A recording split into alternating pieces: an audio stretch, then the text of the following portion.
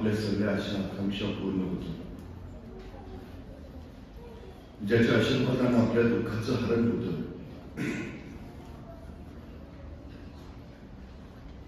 जिथं गेल्यावर माथा टेकल्यावर शांत समाधान लाभतं असं ठिकाण म्हणजे देवालय. आणि देवालयाचं दुसरं नाव जर काय असेल तर ते आहे स्नेहालय.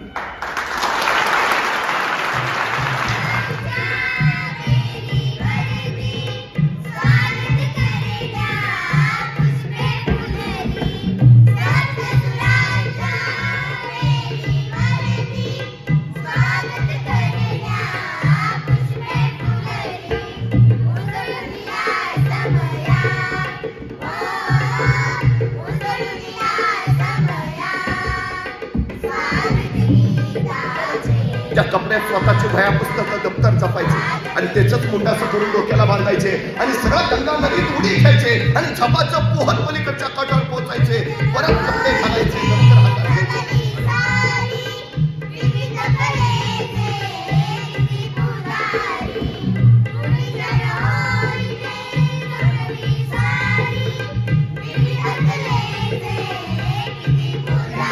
भेटत नाही आणि आज ज्यावेळी पोटात भेटते त्यावेळी कळेल एका दिवसात